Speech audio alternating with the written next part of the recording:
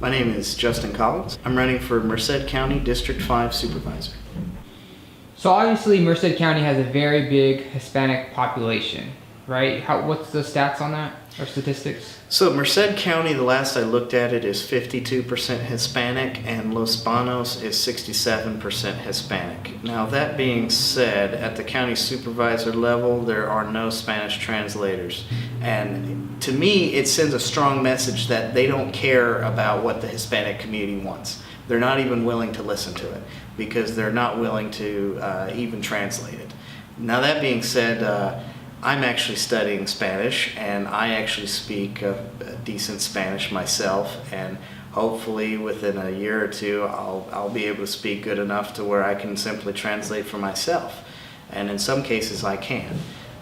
But that being said, I think we definitely need to have a Spanish translator. I think we have a duty to let the majority, because the Hispanic population makes up the majority, should be informed on the day-to-day going on. How can you expect someone to vote if they're not informed? Now that being said, there are other ways to get informed, but I think it sends a really message of being disingenuous or unwelcomeness, or that you don't value their opinion when you don't even offer the translating services.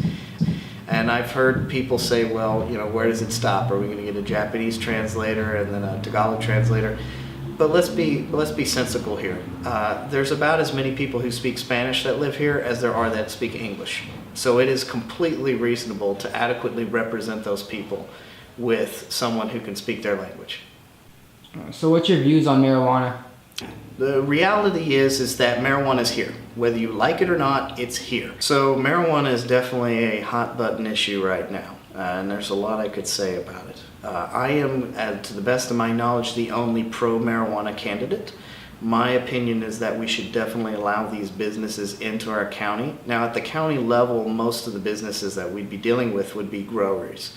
Now I can look at other examples, which is what I'd like to do. In Fresno County, they've already started allowing these indoor grows, and they've seen a lot of success, a lot of tax revenue, and they haven't seen any increase in crime really whatsoever. I think this is crucial that as these things come, that we look around us and look at other cities, and we take the best we can from different cities, and we use that when we implement our strategy on how we're going to allow marijuana in our county that's safest for our citizens. And Merced County has a lot of cheap farmland. There's a great opportunity for us to become one of the larger distributors. That could be a lot of tax money, and it'll also be a lot of jobs for local residents. So what's your thoughts on business ordinances in Merced County? So in Merced County, we have an issue where a lot of the business ordinances are very anti-business. They don't help, and they're not conducive to business. At this point, we need as many jobs as we possibly can, and the ordinances hurt small businesses the most. I am tired of seeing favors going to larger businesses while our small businesses get shafted. A prime example would be, say, Walmart. Whenever Walmart moves into a town like, say, Los Banos, where I live, they don't pay any taxes. In fact, they're actually not paying taxes right now. However, our small businesses still share the burden of those taxes. So not only does it destroy local businesses through competition, but on top of that, they're given unfair business advantages. For example, one would be there's a business ordinance right now. If you file for your fictitious business name, you have to publish this within one of the local papers. Now, the papers you can choose from are on the list, and you have to show proof of this. In many ways, this is kind of a way for the papers to ensure guaranteed revenue. In my opinion, this is an unfair practice. Now, the logic behind it that I was told was this is being done so for the sole purpose of to get your name out there, so that way someone else can't infringe upon your fictitious name. However, though, if this was truly the case, it would be best for businesses to spend the money how they want to and on marketing that they feel would be the best way. Because most people would agree that newspaper is probably the least effective way to get your message out there through marketing purposes in the day of today in 2017. Now, currently what's going to happen by the year 2023, if I recall, the minimum wage is going to go up to $15 an hour. Now, what does that mean for us? Incrementally, every year it's going to go up $1 per year, depending upon whether your business is bigger or smaller than, I think, 26 employees. But ultimately, by 2024, everyone will be at $15 an hour minimum wage. What is that going to mean for local business owners? Well, a lot of people are going to lose their job. Some people aren't going to be able to keep hiring you. They're not going to be able to afford it. And if you're an 18-year-old with no work experience and no college, you're probably not going to get hired because you're not simply worth $15 an hour yet. So what are we going to do? Well, if you had a vocational skill, a marketable skill, that might help you get right into the workplace. You could learn drywall, you could learn electrical. There's a lot of things. I want to adequately prepare our kids for the future. And I think we should have an opportunity for those who don't think that college is right for them, because not everyone can go to college. Somebody's got to build the houses, somebody's got to fix the plumbing, and it's honest, good work. And I would like us to also focus on that and provide opportunities for those kids who are interested in working with their hands. But that being said, as it stands now, we spend over $1 million just in salaries and slush fund. You shouldn't be in it for the money. This should be a public service. And that's how I feel about it. And we could reduce your property taxes.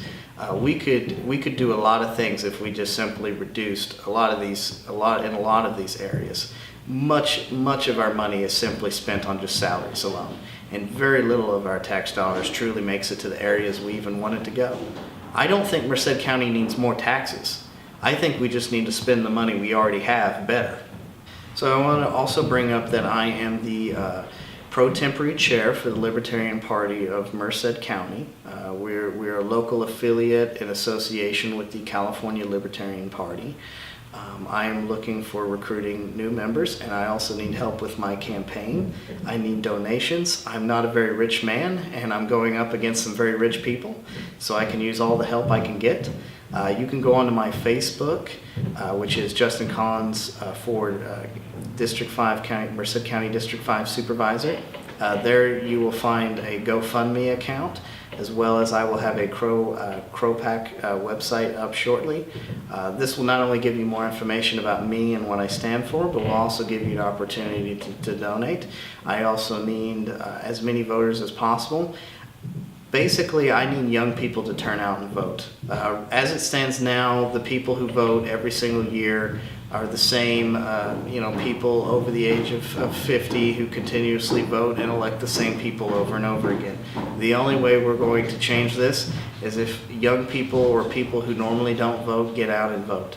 That means I need you to register. If at any time in your life, this is probably one of the most important elections you've done. I think Merced County is in strong need for someone like me who is honest, who can't be corrupted, who could care less about money, and somebody who really just has the best interest for Merced County in heart.